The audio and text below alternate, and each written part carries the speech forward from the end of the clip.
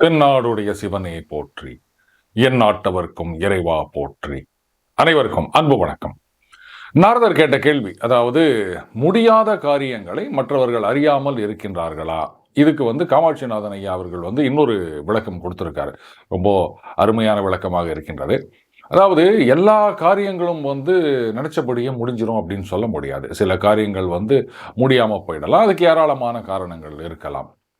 அந்த மாதிரி ஏதாவது காரியம் ஒரு அரசனால அது முடிக்க முடியாமல் போய்விட்டால் அது மற்றவங்களுக்கு தெரியாம இருக்குதா? இது இன்னொரு விளக்கமாக அவர் கூறுகின்றார். எப்படி சார், முடிஞ்ச காரியம் முடியறதுக்கு முன்னாடி தெரியக்கூடாதுன்னு சொன்னா கரெக்டு. இந்த காரியம் தான் முடியாம போயிடுச்சுல்ல அப்படின்னா இதுதான் ரொம்ப டேஞ்சர். ஒரு அரசன் ஆர் ஃபார் தட் மேட்டர் ஒரு தலைவர் ஒரு காரியத்தை முடிக்கணும், ஒரு திட்டத்தை செயல்படுத்த வேண்டும் அப்படின்னு நினைக்கிறாரு. ஆனால் ஏதோ காரணங்களால் அவரால் அதை செய்ய முடியாமல் போய்விடுகின்றது. இப்போ இது வெளில தெரிஞ்சுது அப்படின்னு வச்சுக்கோங்களேன். முதல்ல என்ன சொல்லுவாங்க, என்னங்க இது, அவரே ஒரு பிளான் கொண்டு வர்றாரு, கடைசியில் அவராலேயே இதை எக்ஸிக்யூட் பண்ண முடியலை, அப்போது அவருக்கு அந்த திறமை இல்லை, செல்வாக்கு இல்லை, சாமர்த்தியம் இல்லை அப்படின்ற மாதிரி எல்லாரும் பேச ஆரம்பிச்சிருவாங்க. அதனால தான் முடியாத காரியங்கள் மற்றவர்கள் அறியாமல் இருக்கின்றார்களா அப்படின்னு ஒரு காரியம் அதோட டிராப்டு, இனிமேல் இதை செய்ய முடியாதுன்ற நிலைமைக்கு நம்ம வந்துட்டோம் அப்படின்னு சொன்னால் அதை பற்றி மற்றவங்க தெரிஞ்சிக்கவே கூடாது. இது மேனேஜ்மெண்ட்டில் பார்த்தீங்கன்னா இந்த ஃபெயில்டு அட்டம்ப்ட்ஸ் நிறைய இருக்கும். சில ப்ரோட்டோடைப் கொண்டு வரணும் அப்படின்னு நினைப்பாங்க, அது ஒர்க் அவுட் ஆகாது. இது வெளில தெரிஞ்சுது அப்படின்னு வச்சுக்கோங்களேன். அப்போ என்ன ஆகும் பார்த்தீங்களா, இந்த கம்பெனி இந்த மாதிரி ஒரு ப்ராடக்டை கொண்டு வரணும்னு நினச்சாங்க, ஆனால் அவங்களால முடியல இப்படின்ற செய்தி பரவுச்சு அப்படின்னு சொன்னால் அவங்க சக்ஸஸ்ஃபுல்லாக எத்தனையோ ப்ராடக்டை கொண்டு வந்திருப்பாங்க, இன்னும் எத்தனையோ ப்ராடக்டை கொண்டு வரவும் போகிறார்கள். நிறைய R&Dயில் இன்வெஸ்ட் பண்ணியிருக்காங்க, நிறைய ப்ராடக்ட்டு அந்த பைப்லைன். ஆனால் இந்த மாதிரி ஒன்று கொண்டு வர நினச்சாங்க, அது ஃபெயிலியர் ஆயிடுச்சு, அந்த ப்ரோட்டோடைப்பு ஒர்க் அவுட் ஆகலைன்ற விஷயம் லீக் ஆச்சுன்னா அந்த கம்பெனியோட அந்த குட்வில்னு சொல்லுவாங்க, அதை பயங்கரமாக டேமேஜ் பண்ணும். அது இது இந்த மேனுஃபேக்சரிங் இண்டஸ்ட்ரியில் இருக்கவங்களுக்கு ரொம்ப நல்லா தெரியும். அது மருந்து கம்பெனி ஆகட்டும், இல்லை ஒரு பைக் கம்பெனியாக எடுத்துக்காங்களேன். அவங்க ஏதோ ஒரு மாடல் கொண்டு வரணும்னு நினைக்கிறாங்க, ஆனால் டெஸ்ட் ட்ரைவ் பண்ணும்போது சரியாக வரல. இப்போது நிறைய கம்பெனிகள் நம்ம பார்த்துருக்கோம். மோட்டார் பைக்லேயே பார்த்தீங்கன்னா ரெகுலராக அவங்க இப்போ புது புது பிராண்டு இன்ட்ரடியூஸ் பண்ணிட்டு வராங்க.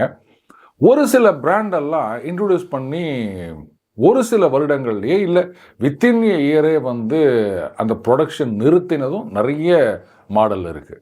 ப்ரோட்டோடைப்பெல்லாம் தாண்டி வந்துடும் அது. ஆனாலும் பார்த்தீங்கன்னா மார்க்கெட்டுக்கு வந்த பிறகு அந்த கஸ்டமர் தானே அல்டிமேட்டாக அது என்ன ஏது அப்படின்னு சொல்கிறது. இவங்க டெஸ்ட் ட்ரைவ் பண்ணும்போதெல்லாம் பெரிய பிரச்சனைகள் தெரியாது, ஏன்னா அது லாங் டேர்ம், ஒரு வருஷம் 6 மாதம் ஓட்டினா தான் என்ன பிரச்சனை வருது அப்படின்றது தெரியும். ஸோ அந்த மாதிரி வரும்போது அந்த மாடலை டோட்டலாக நிறுத்தி விடுவதும் உண்டு. அந்த ரீகால் பண்ணுறது அப்படின்னு வேறு சொல்கிறோம் இல்லையா. பார்த்திங்கன்னா லட்சக்கணக்கில் வண்டிகள் எல்லாம் ரீகால் பண்ணி, இல்லை அதில் அந்த இடத்துல ஒரு சின்ன தப்பு இருக்குது, நாங்கள் அதெல்லாம் ரெக்டிஃபை பண்ணுறோம், இதெல்லாமும் நம்ம நிறைய பார்த்துருக்கோம். ஸோ இதெல்லாம் அந்த கம்பெனியோட இமேஜை டேமேஜ் பண்ணுகின்ற விஷயங்கள். இதுவாது வெளில வந்துட்டு அதுக்கப்புறம் பிரச்சனைன்னு தெரியுது.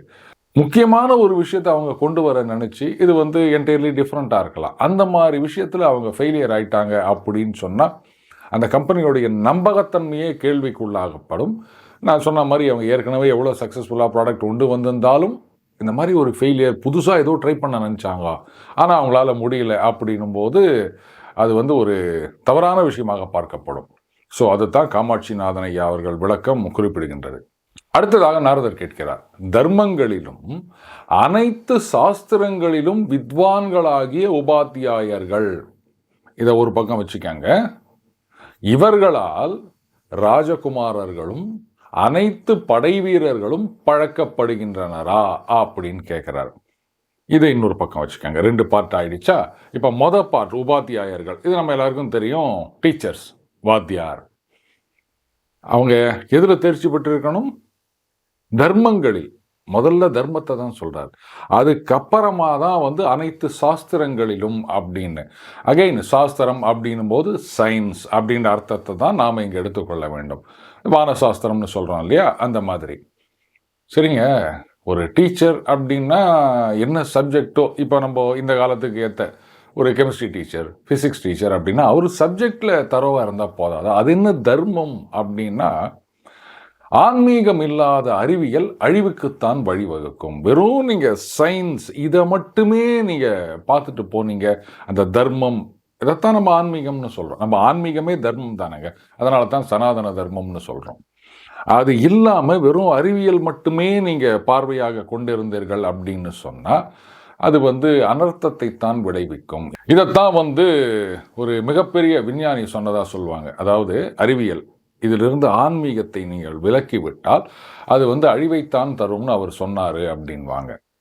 அதனால தான் தர்மம் அப்படின்றத முதல்ல வைக்கிறார். அதுக்கப்புறம் அனைத்து சாஸ்திரங்களிலும் வித்வான்களாகிய, இது என்ன சார் அனைத்து சாஸ்திரங்களிலும் அப்படின்னா ஒரே ஒருத்தர் எப்படி எல்லா சாஸ்திரங்களிலும் தேர்ச்சி பெற்றிருக்க முடியும்னா அந்த காலத்தில் அப்படித்தான் இருந்தாங்க.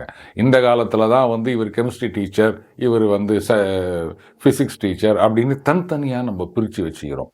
ஒருத்தர் கூட ரொம்ப அழகாக கேட்டார், ஏங்க ஒரு மாணவனை நீ சயின்ஸு, மேக்ஸு, இங்கிலீஷு, தமிழ், அதுக்கப்புறம் வரலாறு, புவியியல், இப்போ நான் சோஷியல் ஸ்டடீஸ் ஆயிடுச்சா? ஆமாம், இது எல்லாத்தையும் அவன் படித்து மார்க் எடுக்கணும்னு சொல்கிறீங்க.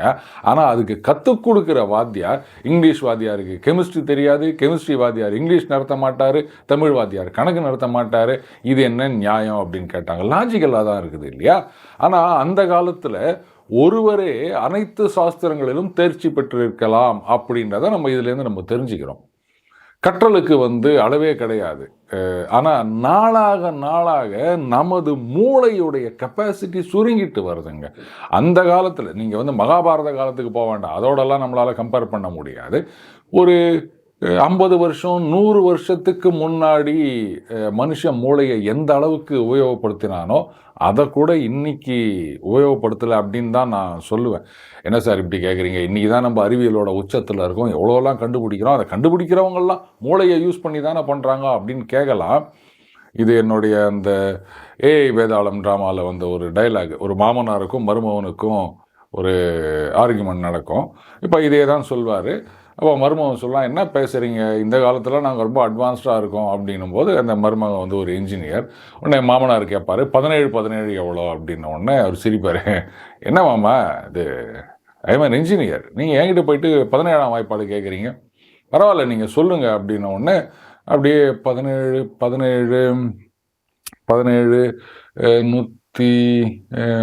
230 இல்லையே வராது அப்படின்னு திணறிட்டு இருப்பார். உடனே மொபைல் எடுத்து கணக்கு போட போவார்.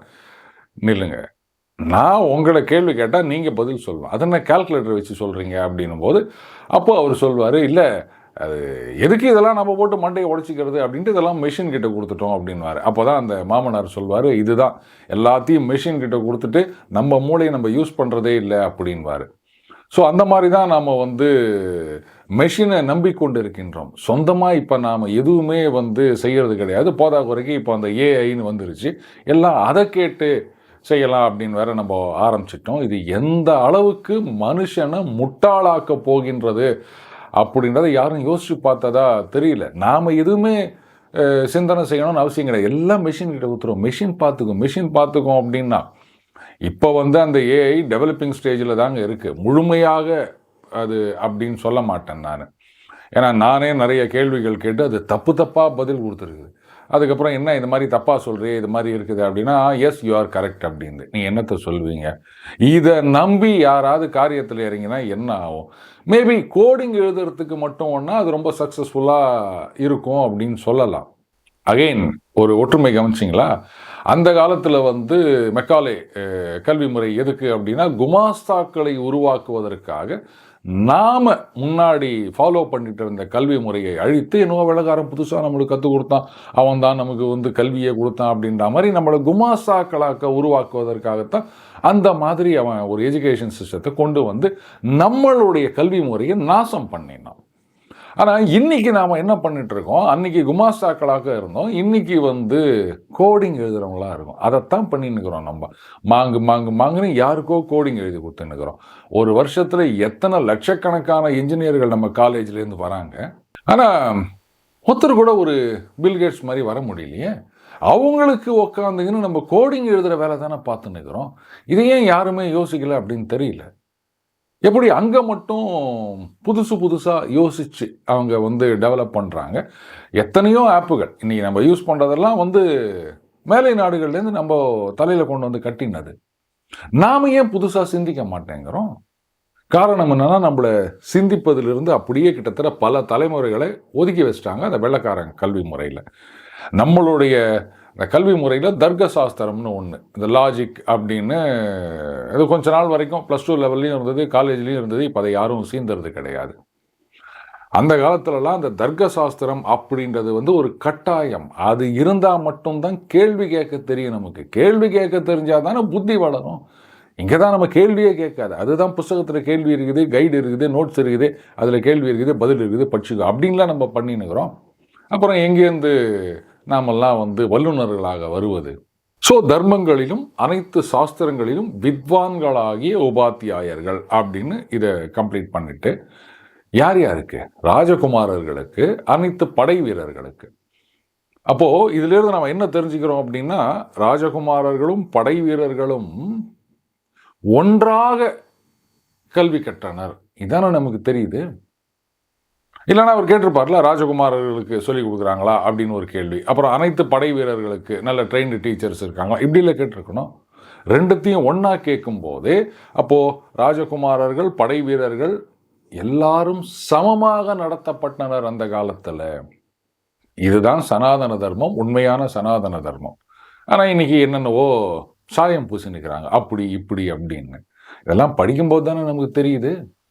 அடுத்ததாக, அநேகமாயிரம் மூர்க்கர்களுள் ஒரு கற்றவனை விலைக்கு வாங்குகிறாயா அப்படின்னு கேட்குறாரு.